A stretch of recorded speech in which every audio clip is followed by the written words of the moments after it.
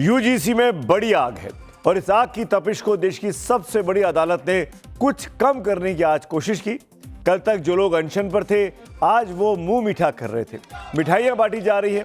दरअसल supreme court ने university grant commission यानी यूजीसी के नए नियमों पर अगले आदेश तक अब रोक लगा दी है।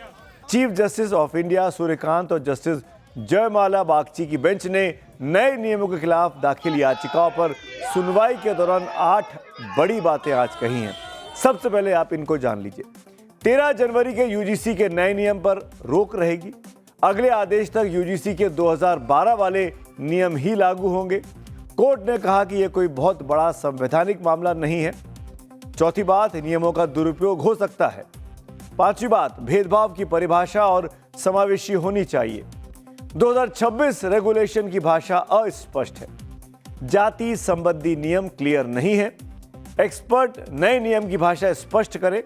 इसके साथ ही सुप्रीम कोर्ट ने अगली सुनवाई की तारीख 19 मार्च की तय कर दी है। आज इस मामले की सुनवाई हुई।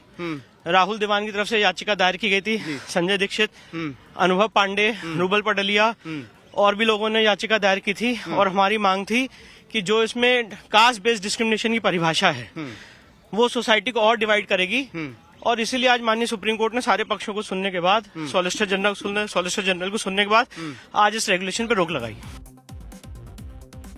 अब आपको बताता हूं तो जो याचिका के समर्थन और विरोध में आज कोर्ट में क्या तर्क दिए गए और कोर्ट में क्या हुआ। याचिकाकर्ता की ओर से वकील विष्णु शंकर जैन ने, जिनका बयान अभी आप सुन रहे थे, यूजीसी एक्ट की धारा 3C को चुनौती देते हुए इसे असंवैधानिक बताया। दलील दी कि यह धारा सिर्फ एक धारणा पर आधारित है कि सामान्य श्रेणी के छात्र भेदभाव करते हैं, तो वही रोहित वेमुला और पायल तड़वी के परिजनों की ओर से इंदिरा जयसिंह जानी मानी वकील ने दलील। नए नियम संविधान के अनुच्छेद 15 के अनुरूप है, जो जाति, धर्म, लिंग या जन्म के स्थान पर भेदभाव को रोकता है। 2012 के पुराने नियम अपर्याप्त थे, इसीलिए 2019 में याचिका दायर की गई थी और नए नियम 2026 में उससे बेहतर और मजबूत बने। वहीं सरकार और यूजीसी की ओर से सुप्रीम कोर्ट को आज अपना पक्ष में बताया गया कि नए नियम संवैधानिक दायरे में हैं और सुप्रीम कोर्ट की निगरानी निर्देशों के तहत बनाए गए हैं। यूजीसी के नए रेगुलेशंस पर सुनवाई के दौरान सुप्रीम कोर्ट ने भी कई बड़ी बातें कही हैं, यह भी आपको पता होना चाहिए। सुप्रीम कोर्ट की 2 मेंबर की बेंच ने आज कहा कि कोर्ट जनरल कैटेगरी की शिकायतों पर विचार नहीं कर रहा है। सिर्फ प्रावधानों की कानूनी वैधता और संवैधानिकता की जांच चल रही है। सुप्रीम कोर्ट की बेंच ने नए यूजीसी के नियमों पर सवाल उठाते हुए कहा कि हमने जाति विहीन समाज की दिशा में कितना हासिल किया है, क्या अब हम उल्टी दिशा में तो नहीं चल दिए हैं। ये बहुत ही महत्वपूर्ण टिप्पणी थी सुप्रीम कोर्ट की। जो नियम बने, कोर्ट को लग रहा है कि कहीं हम विपरीत दिशा में तो नहीं जा रहे हैं कि जाति व्यवस्था और मजबूत हो जाए। सीजेआई ने केंद्र सरकार से कहा कि आप SC/ST स्टूडेंट्स के लिए अलग हॉस्टलों की बात कर रहे हैं, ऐसा मत कीजिए। आरक्षित समुदाय में भी ऐसे लोग हैं जो समृद्ध हो गए हैं। कुछ समुदाय दूसरों की तुलना में बेहतर सुविधाओं का आनंद लेते हैं। कोर्ट ने आगे कहा, नियमों की परिभाषा पूरी तरह अस्पष्ट है, इसका दुरुपयोग हो सकता है। कुछ एक्सपर्ट्स इसमें संशोधन की सलाह दे सकते हैं। हम यूनिवर्सिटी में एक स्वतंत्र और समान वातावरण बनाने की कोशिश कर रहे हैं। हमारी चिंता यह है कि आरक्षित समुदाय के सदस्यों के लिए शिकायत निवारण प्रणाली लागू रहनी चाहिए। इसके नए नियमों पर रोक लगाने और 2012 के नियमन को लागू रखने के ऑर्डर के साथ सुप्रीम कोर्ट ने अगली सुनवाई मार्च की 19 तारीख तक के लिए स्थगित कर दी। अब बस बातचीत के लिए हमारे साथ इस वक्त जुड़ रहे हैं डॉक्टर लक्ष्मण यादव, जो कि दिल्ली यूनिवर्सिटी में पढ़ाते रहे। इस वक्त हमारे साथ हैं, दलित चिंतक के तौर पे जाने जाते हैं। वक्त की कमी है डॉक्टर साहब, पहला एकमात्र सवाल जो मैं आपसे पूछना चाहूँगा वो ये कि सुप्रीम कोर्ट ने अपना फैसला दिया, आज अंतरिम तौर पर रोक लगा दी। आखिर में अब आपको समाधान क्या दिखाई देता है? क्या ऐसी कमेटी बनेगी जिसमें सबके साथ इंसाफ हो सके, सामान्य वर्ग को भी लगे कि उसकी सुनी जा रही है? अगड़ों को ये वाक्य पढ़ लेना चाहिए था। इस कमेटी में जो उद्देश्य लिखा था उसमें साफ तौर पर लिखा था कि धर्म, जाति, लिंग, नस्ल, इन सब के आधार पर और 4-5 अनुसूचित जाति, अनुसूचित जनजाति, सामाजिक एवं शैक्षणिक रूप से पिछड़े वर्ग, आर्थिक रूप से कमजोर वर्ग, या आर्थिक रूप से कमजोर तो सारे सवर्ण हैं, अगड़े हैं, और अब दिव्यांगजन महिलाएं, इन सब में भी तो सवर्ण आएंगे। तो ये क्यों झूठ बोला गया कि ये सवर्ण के खिलाफ है केवल एक क्लॉज की वजह से? 3.1.c ऐसा नहीं होना चाहिए, और ये गवर्नमेंट ने करवाया है। गवर्नमेंट ने ऐसी वेग पॉलिसी बना दी कि इधर भी कंफ्यूजन उधर भी कंफ्यूजन। तो जो ताकतवर था उसने कंफ्यूजन सड़क पर उतर करके दिखा दिया और कोर्ट ने उसके पक्ष में फैसला दे दिया। अब कोर्ट को यह चाहिए था, पूरे रिस्पेक्ट के साथ मैं उन अदब के साथ कह रहा हूं, कि इसका 1 हफ्ते बाद 10 दिन बाद डेट दे देते, सरकार से उसका राय ले लेते। निदान यहां है सुमित जी, निदान ये है कि यूजीसी को बाध्य करे सरकार कि इस प्रोविजन पर आंकड़ों के साथ देश को बताए कि क्या रोहित वेमुला, पायल तड़वी, दर्शन सोलंकी किसी अपर कास्ट में एक भी हुआ। ये जाति के नाम पर अगर उत्पीड़न बढ़ता जा रहा है। अब ये पूरी की पूरी बातचीत लक्ष्मण यादव के साथ जो है वो आप हमारे डिजिटल प्लेटफॉर्म पर देख सकते हैं। और डॉक्टर लक्ष्मण यादव लगातार बात उठाते रहे हैं कि इस तरह की समता committees, equity committee courts, colleges में बननी ज़रूर चाहिए। और जिस गैजेट को लेकर ये बात चल रही है वो दरअसल इस वक्त मेरे हाथ में 13 जनवरी 2026 का ये भारत का राजपत्र गैजेट ऑफ इंडिया, जिसकी एक कॉपी इस वक्त आप मेरे पास देख रहे हैं, उस पर यानी इसी पर अब रोक लग गई। तो इन लोगों का क्या कहना है वो भी सुन लीजिए, खासकर वो लोग जो ये बताना चाहते हैं कि आखिरकार क्या चल रहा था। यूजीसी बिल पर फिलहाल सुप्रीम कोर्ट ने रोक लगा दी है, और सुप्रीम कोर्ट के इस फैसले के बाद देखिए वाराणसी का क्या माहौल है वो हम आपको तस्वीरों के जरिए दिखाने की कोशिश कर रहे हैं। जो लोग हैं वो एक दूसरे को गुलाल लगाकर कहीं ना कहीं जो अपनी खुशियां हैं वो इस वक्त दे रहे हैं, क्योंकि पिछले 3 दिनों से ये लोग लगातार यहाँ पर धरने पे बैठे थे, दिन रात इनका अनशन चल रहा था। लेकिन जैसे ही ये खबर आई है उसके बाद से जो लोग हैं वो भी खुशियां मना रहे हैं। और इसके साथ ही हम आपको तस्वीरों के जरिए दिखाने की कोशिश करें तो एक दूसरे का मुंह मीठा कराया जा रहा है, लड्डू खिलाया जा रहा है। यतो धर्म ततो जय, जहाँ धर्म है वहीं जय होती है, और ये सत्य सनातन की एकता थी, उस धर्म की जय हुई है। आज हम लोगों ने जया एकादशी के दिन यज्ञ किया, और यज्ञ का परिणाम ये हुआ कि मां सरस्वती जिह्वा पे विराजमान हुई। जज साहब को ऐसा फैसला देना पड़ा। तो ये सबकी जय है, पूरे समाज की जय है, और हम लोग जीतेंगे। आगे जब 18 तारीख को फैसला आएगा तब भी हम लोग जीतेंगे। सुप्रीम कोर्ट के ऑर्डर के मुताबिक promotion of equity in higher education institutions regulations 2012 आज से दोबारा फिर से लागू हो गया। ये भी जान लीजिए कि 14 साल पुराने इस नियम में क्या था और क्यों इसमें बदलाव महसूस किया गया। यूनिवर्सिटीज और कॉलेजों में भेदभाव को रोकने के लिए ये पहला ऑफिशियल रूल 2012 में बनाया गया था। ये एक तरह की गाइडलाइंस हैं जो कैंपस में जातिगत भेदभाव खत्म करने के लिए सुझाव देती है या जागरूकता फैलाने की बात करती है। इनमें कोई सजा या अनिवार्यता नहीं है, जबकि यूजीसी जिस 2026 के रेगुलेशन पर, यानी जो इस वक्त मेरे हाथ में है, जिस पर आज स्टे लगा दिया है सुप्रीम कोर्ट ने, इसमें क्या बातें थी 2012 के इतर, ये भी आपको पता होना चाहिए। इसमें लिखा हुआ है कि संस्थान में यानी कॉलेजेस में एक इक्वल अपॉर्चुनिटी सेंटर यानी ईओसी बनाने का प्रावधान होगा। ईओसी भेदभाव की शिकायतों को संभालने और कमजोर वर्ग का सपोर्ट करने का काम करेगा। नए नियम में कैंपस में इक्विटी कमेटी और 24/7 हेल्पलाइन बनाने का जिक्र भी था, जिससे एससी, एसटी के साथ साथ ओबीसी, दिव्यांग और महिलाओं की शिकायतों का समाधान किया जा सकता है।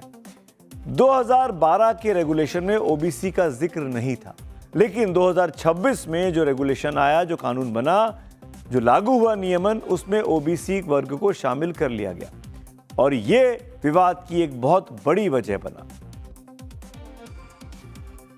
तो हमने 2012 के रेगुलेशन से क्या सीखा, और जब हमारा संविधान कहता है कि हम कहीं भेदभाव नहीं कर सकते हैं, तो संविधान और जो हमारे तमाम कानून हैं उसके बाद भी भेदभाव होता, अन्याय होता है समय समय पर। अगड़ा पिछड़ा करना, दलित करना, और पूरी तरीके से इन लोगों ने जो काम किया है, मुझे लगता है कि ये बहुत ही दुर्भाग्यपूर्ण रहा है।